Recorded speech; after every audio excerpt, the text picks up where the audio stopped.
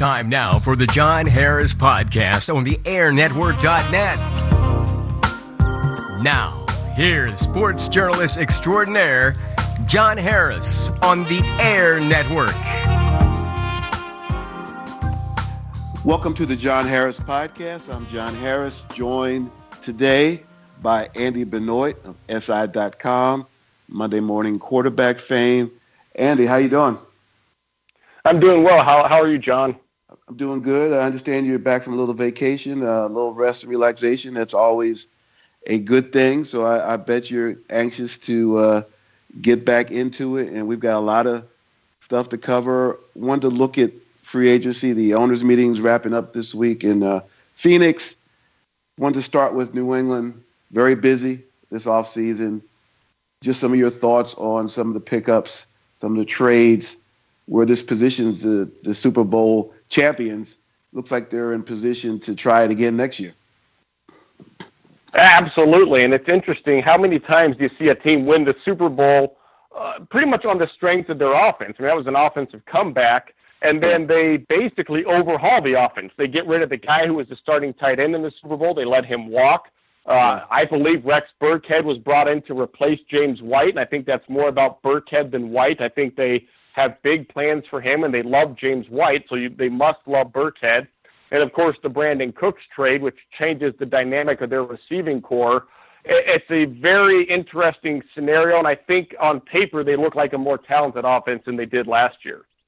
It's not resting on laurels. And an interesting thing, Andy, about New England is never really been that strong. I guess you can look at some of the players' draft picks, but very heavy in veteran acquisition. Free agency and trades. And this offseason has been no different, really hitting the free agent market heavy. It has, and that comes back to having stability in your coaching staff, because when you have the same coaches in place, you keep the same groundwork and the same kind of system in place. And so when you do that, you get a more pinpointed idea of who you want on your team. We know we need this from this position. We need that from that position, and you can become very specific. And so signing free agents isn't as big of a risk for you because you're not as worried about their weaknesses. You're looking more at their strengths because you only need them to do what you need them to do, and you know exactly what you need them to do.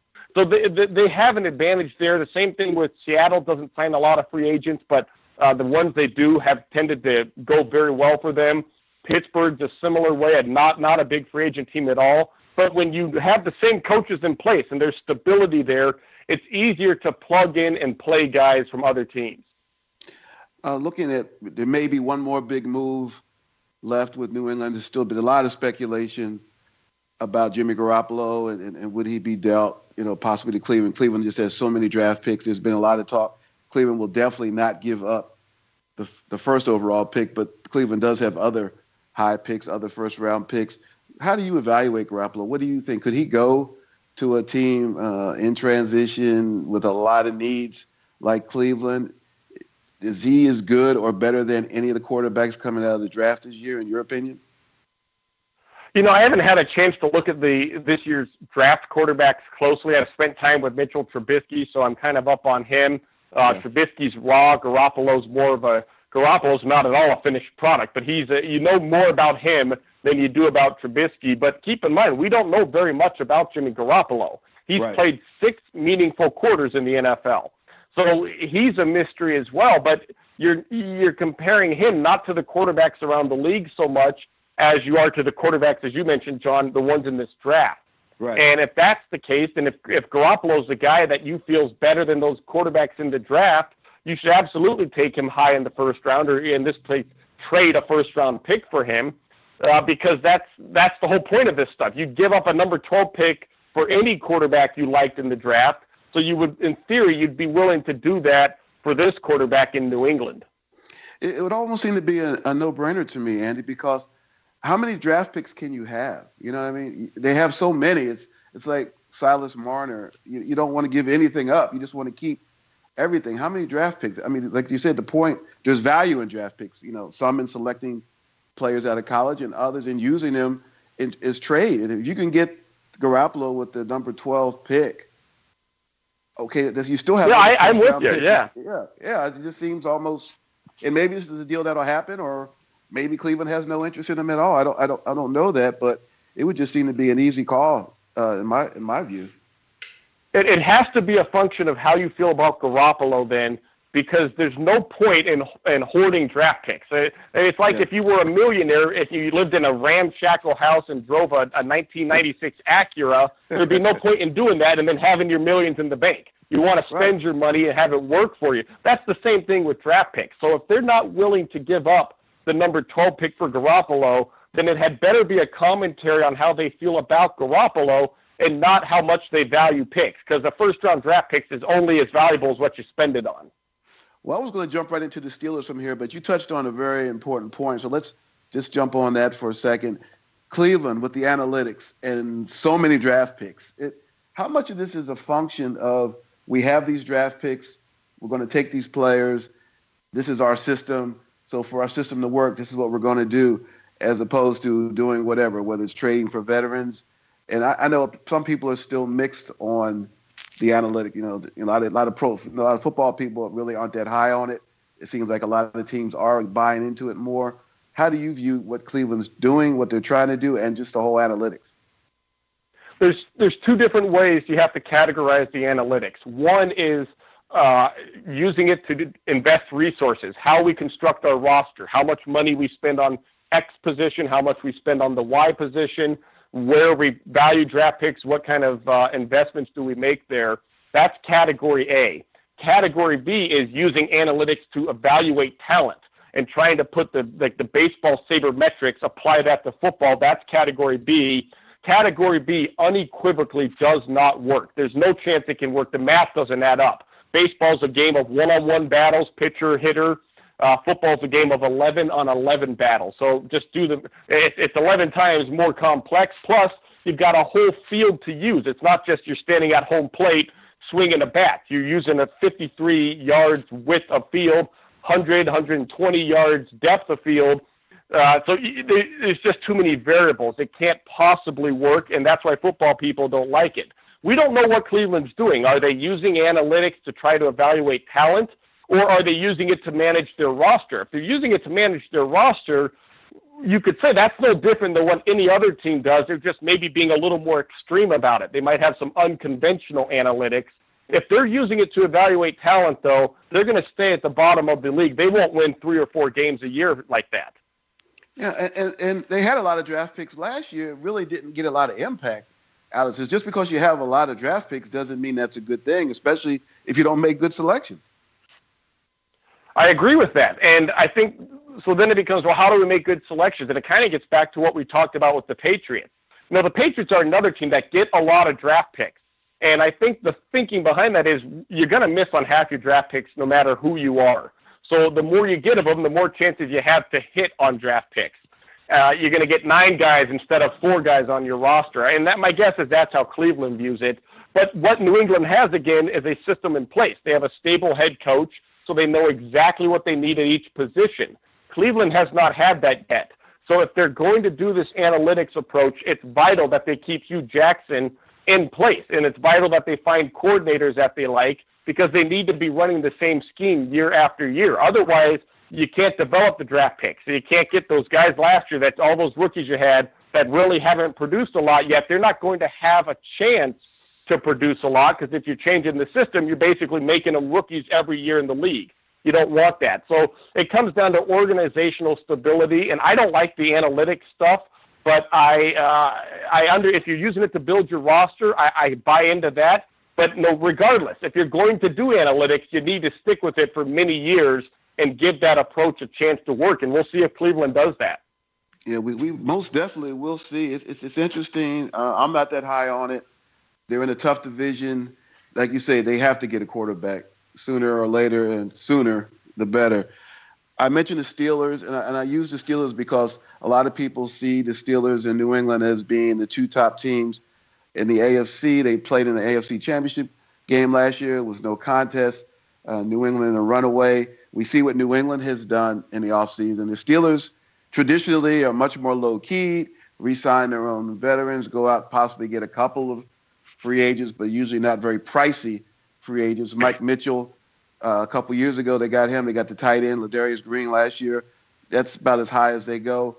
Your thoughts on what the Steelers have done so far this offseason, and what do they need to do, if anything, to close that gap with New England? Well, they're going to get Martavis Bryant back most likely. And let's not underestimate that. That guy is probably one of the 5 most raw, talented receivers in the league, and he produced with that raw talent 2 years ago. So that's going to change the dynamic of their offense. They held on to Antonio Brown and Le'Veon Bell. You couldn't ask for a more important move than that. Nobody believes Roethlisberger is going to retire. Probably, I don't think he'll retire for another 3 or 4 years. So in some cases, retaining your core is the most important thing, and that's what they've done. Really, John, the discussion shifts to that defense, and what do they need to do to improve the defense? It's a young group already. They've got guys, I think they like Sean Davis a lot. There's a lot to like with Artie Burns. So they're already going to be a different-looking defense next year. What they need is to figure out the slot cornerback position and find another edge rusher. They are weak at that spot. You don't want James Harrison playing 75 snaps a game like he did in January and December. So they're going to do that through the draft, because if they were doing it through free agency, it would have happened by now. Unless they can get, John, the one thing you got to keep in mind, there are a few veteran guys like a DeMarcus Ware, who I know did retire, but let's just throw him out there. Yeah. Dwight Freeney, those are still quality guys that could rotate with Harrison, and they would probably want to join a Super Bowl contender. That's what they're going to be looking for. So maybe they'll find an edge rusher in free agency still, but overall, 30,000-foot perspective, it looks like they're going to keep doing it through the draft. Yeah. You're listening to the John Harris podcast on the airnetwork.net. We're speaking with Andy Benoit of SI.com, Monday Morning Quarterback. Andy, Seattle has Coach Pete Carroll this week at the owners' meetings in Phoenix raised some eyebrows and made some headlines. Talked about Richard Sherman. I mean, the team brought it up. So I guess they want people to know about it, him and the general manager, the fact that teams are inquiring about Richard Sherman. Generally, I guess if it's a player that you really want or you want to keep, you don't generally let everybody know your business in that regard. What do you make of that? And I guess maybe more importantly from your standpoint, because you're fantastic in film study and really analyzing talent in the NFL. Where is Richard Sherman at now? Is he still, at that top as far as an elite cornerback? Would this be a good time to let him go, or is he still in the prime of his career? Well, he was not elite last season, and it wasn't just the sideline temper tantrums and some of the media stuff. He was not the same at changing directions out of his back pedal. So teams were beating him with slant routes, post patterns, anything that forced Sherman to use his hips, he was not as good at. And that can be a sign of aging. I mean, your change of direction and your balance, those are the traits that go first at almost every position that you play. Sherman is a great boundary corner. He is exceptional against vertical passes, north and south passes, tracking the ball, using his long arms and his physicality. But the book on him right now is you can beat him if you force him to swivel and move. So Seattle knows more about that than anyone. They know really where he is with that. They've had to coach around it. Was last season an aberration, or was it a sign of age already settling in? Sherman's only 28, I believe. But there's a fine line. And some guys, that's it. And he's going to become a very specific type of corner in that case. Now, is he a quality starter still? Even if he, let's say, takes us another step back, he's still absolutely a quality starter. But you have to look at his price tag. And is he worth the price tag? Probably not, which would be why you'd be wanting to trade him. So I'm curious to see how this plays out. I also wish I were there to see John Schneider and Pete Carroll talking about trading him, whether they brought it up or how much of it was within context of other discussions. Yeah. In theory, John, every player should be for sale. Every player except your starting quarterback. If someone calls them talk trade, you're not going to just hang up the phone on them. You're going to listen no matter who it is. The Steelers could get a call about Le'Veon Bell, and they're not going to trade him. But what if the team said, we'll give you 4 first-round draft picks for him? So, we got to see what they really meant by that. John Schneider may have just been being honest. That'll be a fun one to watch play out, an interesting one, because Sherman was not the same guy last year. And the question is, how much does Seattle believe that's permanent, and how much do they think it's temporary? I wanted to talk about Marshawn Lynch, but before I do that, with you talking about Richard Sherman, it made me immediately think of Darrelle Revis with the Jets at last. There's been talk that possibly he would maybe make a return to New England. What did the tape show you about him? A lot of people say that he's lost it as far as that burst. He might be better on the inside. Does he still have anything left? And because the Jets would be handling the $6 million guarantee, he probably could be had for a low price tag for at least for one season. If he's willing to do that. His whole career is built on the idea of not playing for a low price tag, and he's had a successful run doing that. So if he wants to play, there's no question he's lost a step. And where he's different than Sherman is his recovery speed. Sherman still has recovery speed. Revis does not. So he was vulnerable over the top and deep, and that's worse than being vulnerable to stuff that makes your hips swivel. So Revis is not the same guy. He probably needs to be in a zone scheme now. The Jets played a lot of zone last year, and that is not how Todd Bowles typically plays. So clearly he didn't feel Revis was trustworthy there. And I question whether he would go to New England because they've been so good in man-to-man. And they just spent $65 million on Stephon Gilmore, whose value is as a man-to-man corner. So I don't think Revis would fit what New England wants to do. A team that plays a lot of zone coverage could probably use him still. Interesting. So he has suffered a substantial loss physically. We've talked about it. We've heard people talk about it, but you really broke it down in the much more explainable, understandable terms. So maybe safety or definitely inside corner for him, not a guy you want one-on-one out against the other team's top receiver. Marshawn Lynch, didn't play last year, apparently thinks he still has something left in the tank. And I guess we could tie this in a two-pronged question now. There's been talk of him possibly going to the Raiders. His hometown is Oakland. We have the Raiders now moving to Las Vegas. Could this be a way to appease the fans a little bit? Because they're going to still be in Oakland for a couple of years before the move takes place. Have the hometown hero play for the Raiders while this transition is getting ready to take place. Take the fans' minds off of what's going to happen in a few years. Yeah, it could be a way to do that, and it would not be a bad way. We don't know what Marshawn Lynch is, of course. Not only did he not play last season, but his final year in the league in 2015, he missed a lot of time due to injury and was not particularly effective when he was on the field. So really, it's been 2 years since Marshawn Lynch has been Marshawn Lynch.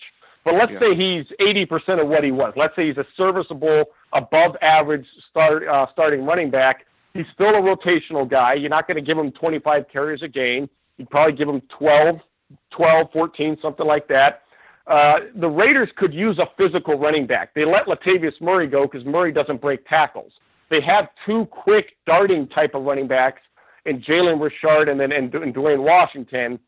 So Lynch would complement that approach well. And the Raiders are a north-south smash-mouth run game. Now, Lynch played in an outside zone running scheme in Seattle, that's different than a north-south inside zone smash-mouth game. But his style would translate well to either one of those. So I think the fit is there. I think he'd be good for the Raiders. I would expect this one to happen, to be honest with you, John. Interesting. It'll be interesting to see. It'll be just a lot of different dynamics from the football standpoint and from the coming back home standpoint and with what's happening with the Raiders. The fans, Oakland fans are tough now. You don't want to mess with Oakland fans, but this might make a few of them feel a little bit better as they know that their team's going to be leaving and going to Vegas in a few years. And we wanted to wrap up this edition of the John Harris podcast on the airnetwork.net. Speaking again with Andy Benoit of SI.com, Monday Morning Quarterback. Andy, there was some talk Tyrod Taylor, the Bills quarterback, was going to move on, that they weren't going to re-sign him, and all of a sudden, out of thin air, he resigns. And you have a new coordinator, you have a new head coach, you have a new offensive coordinator coming in. Your thoughts on Taylor last year? Doesn't turn the ball over a lot, but some people thought maybe he could have produced a little bit more. Your thoughts on him now staying in Buffalo with a new offensive system?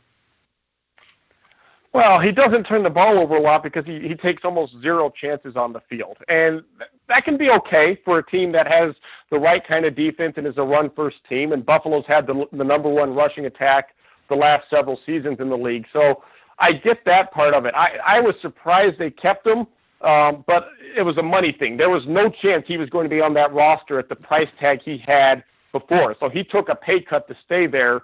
And that made him more appealing. He is a very limited quarterback, and that's why he takes the pay cut. He would not have gotten more money on the open market either.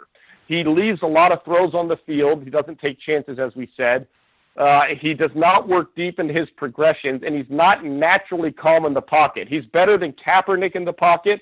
He's calm early in the down, but if his first or second read is covered, he loses some of his pocket poise, and it can be very difficult to play with a quarterback like that. You have to really limit your passing concepts to accommodate that guy. So they're a limited offense with Taylor, but they're okay with that, and they'll probably use his mobility to offset some of those limitations. That gives them some dimension that other guys wouldn't have.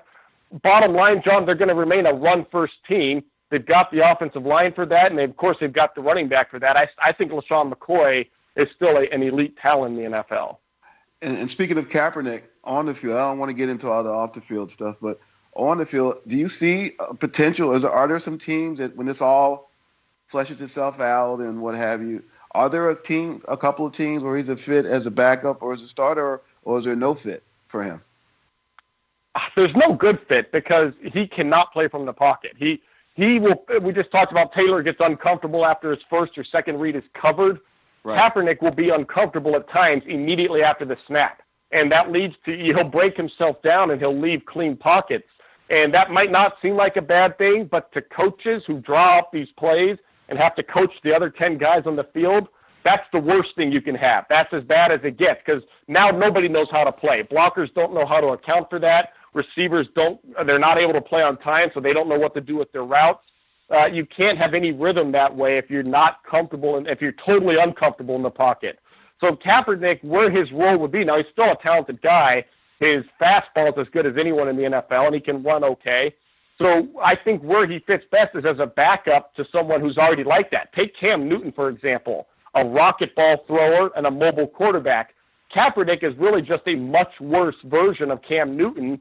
So if the Panthers wanted, they could sign him as the backup with the reason being, well, at least we know we could still do our entire running game with Kaepernick in there for Cam. We wouldn't change anything. We could still do the QB run designs. Our offense stays the same. Now, Newton is much better in the pocket than Kaepernick, and so the other argument is, well, Derek Anderson's better in the pocket than Kaepernick. The point I'm getting at, though, is I think Kaepernick's only chance to be a viable backup even is if he's on a team that can make use of his mobility, and the teams that will be able to make use of his mobility are the teams that have mobile starting quarterbacks to begin with. Great stuff as always. Andy Benoit of SI.com, Monday Morning Quarterback. Andy, thanks so much for joining us. I know you have a busy schedule. We're going to get you back on. We're planning to do some really good things here at the airnetwork.net and beyond, and we want you to be a part of that. Thanks again. Enjoy the rest of the week, and we'll be talking to you soon. All right. Thanks, John. I appreciate it. Okay.